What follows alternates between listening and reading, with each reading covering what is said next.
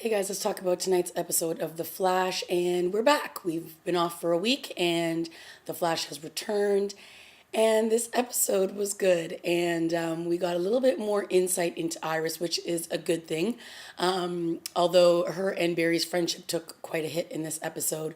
Of course, we started off the episode with them all hanging out, Cisco and Caitlin, and Barry and Iris and her boyfriend, and they're playing darts.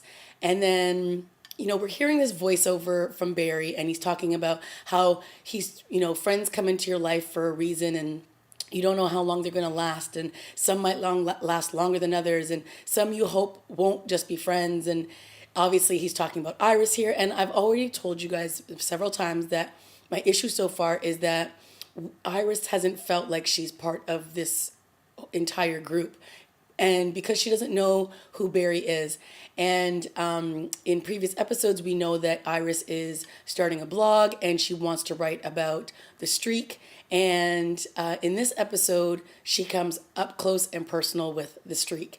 Now, one of the things I thought was really funny off the top of the episode was when there's this explosion that happens, and Eddie gets a call on his phone about the explosion, and then all of a sudden everybody's like, yeah, I gotta go, yeah, I've gotta get home. And yeah, it's like everyone's like, yeah, peace out, I gotta go, because everybody wants in on this, obviously, this explosion. So Iris wants to write about it, Eddie needs to go to work, and Barry has to be the Flash to save somebody, and the other two, Cisco and Caitlin, have to help him out. So it was pretty funny how everybody quickly dispersed from the bar and made their way to the crime scene. So yes, we're at the crime scene now, and Iris comes face to face with the Flash for the first time. And of course, Barry does that really quick thing with his face, and he blurs out so you can't see who he is. And she's staring right at him, and then he takes off. So now she's more determined than ever to write about him and to let everybody in Starling City, is that where it is? Let them all know about the Flash, or shall I say the streak in her mind. Sorry, Central City is what it's called. So, of course, when Mr. West, Iris's father, finds out that she comes face to face with Barry, he's not pleased. And he goes to Barry and he tells him, look, I don't want you letting Iris in on this big secret. You need to tell her to stop writing this blog and make sure that she understands the importance of stopping it. So, of course, he goes to see her, and it doesn't work. In fact, it makes her do even more. It makes her put her name on the blog so that everybody can know that she's serious about this.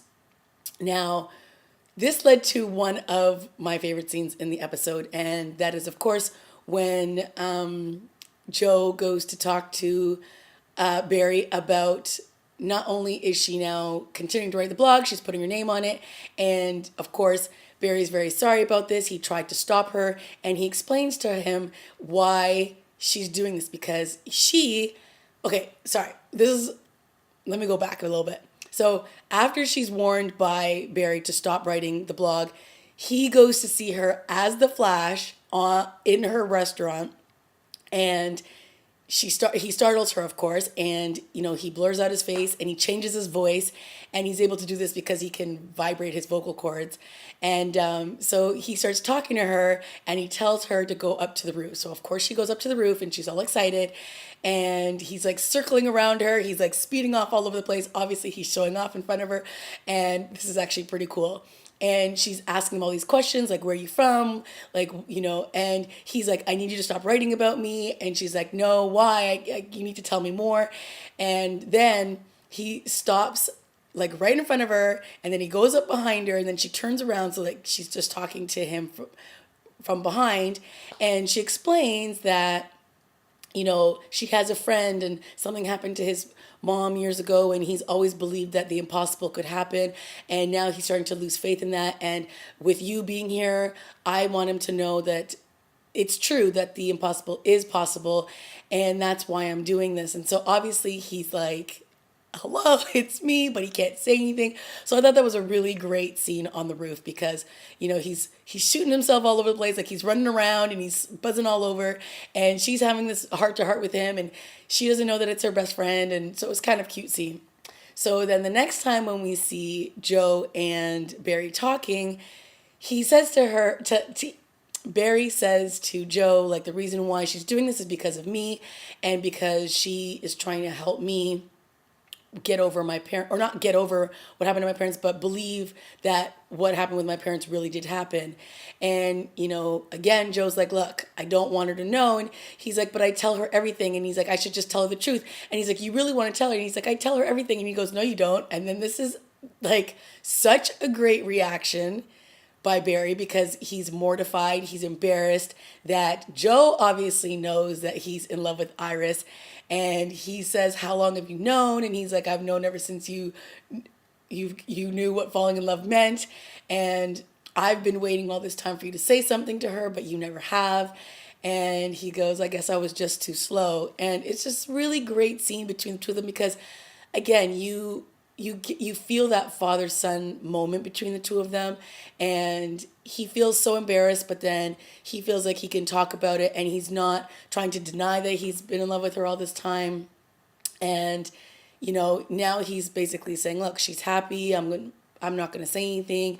And it's just a great scene between the two of them. And then he explains to him how he could talk to her and the whole vocal cord thing, and he's laughing. And that was just a really great scene because, Joe he fully understands what Barry's about now, and he's not trying to get in his way, and he lets him, take evidence from these generals that come to try to take the case away from them at the beginning. So I like the dynamic that's happening between Joe and Barry. And then when he goes, okay, I'm going to leave, and he goes and he opens up his arms, and then they have this really great embrace. It's just another moment that these two share, which is perfect. And then, of course, Barry sits down in his chair and he slumps his head back because he's just so mortified that, basically, like, this is like his dad, and he knows that he's had a crush on the girl that is his daughter forever, right? So I just thought that was just a adorable scene between the two of them. So towards the end of the episode, Barry tries one more time to get Iris to stop writing the blog, and she's just not having any of it. And she makes some valid points, which is that their whole lives, he's been talking about this impossible being possible, and now that it's happening, he's so determined to have her to stop, and she's like, why am I the only one that's interested in this? It makes no sense. And it doesn't make any sense, right? So this is just another element of her not being aware of what's going on and having her not be in the loop, and just creating more of a distance between the two of them. When we should be creating a bond between the two of them, we're not. So that is, again, my gripe with the show. But I understand for now, they're just not going to let them be friends. And he even says, I think we should spend some time apart from each other. And she's upset, but she's like, fine. And, that's just sort of the end of their friendship relationship for now. And, he's got Cisco and he's got Caitlin around him, so he'll be just fine. And what was cute at the top of the episode was that he was trying to drink shots, and he wasn't getting drunk because obviously his metabolism is so fast now.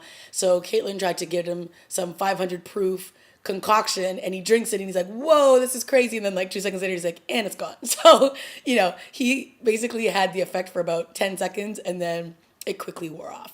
So the case of the week was we got another metahuman. It was a woman that was, in the army, and her power was that she could touch any object and it would turn into a bomb, and they called her Plastique. That was her nickname for the episode. And so at one point she touched Barry on his lightning bolt on his chest, and she's like, you need to take that suit off really quickly, and he does, and then it explodes. So she was basically a human bomb, and anything she touched exploded. And by the end of the episode, Harrison tells her that she needs to go after this man who is the captain, I guess, of this army that was coming after her. His name was Eiling, and Harrison and Eiling have had dealings in the past, and he knew what she was all about, and he wanted to do tests on her and everything, and she just wasn't having any of it. So when she went to try to kill him, he shoots her. he sees the Flash, so he knows that there's another metahuman out there. And so at the end of the episode, he goes to talk to Harrison about this. And of course, they threaten each other, and then Eiling leaves, and we get a flashback to 5 years earlier. And obviously, these two have had some other differences of opinion, and Eiling was experimenting on it sounded like a person, but then when Harrison went over to the cage, he didn't really look human. So I'm not quite sure what that was all about. And it had a name on the cage, and it was Grodd. I'm not sure how you say it, guys. Grodd. And so he was like, "Don't worry, you're safe now. No one's gonna hurt you." And you could just hear like the growlings of like a beast in there. So it was kind of weird.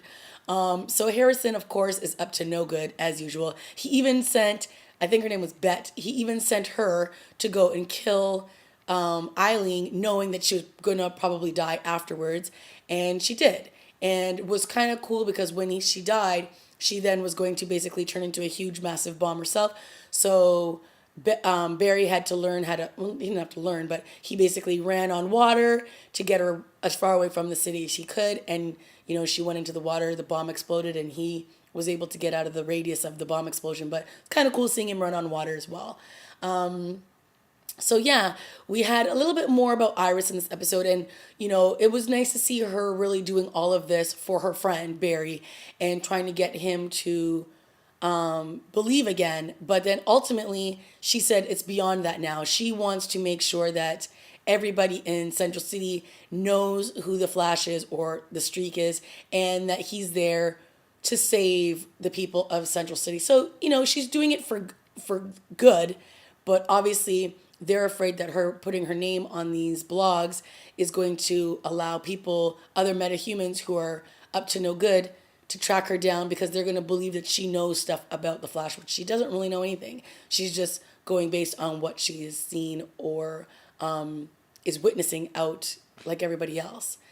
But again, it was a pretty good episode, and I liked, you know, a couple of those scenes. The scene on the roof between Iris and Barry, the Flash, was really cool. And then the scene between Barry and Joe was really, really well done. So let me know what you guys thought, guys. Leave a comment and like and subscribe, and I'll see you next week.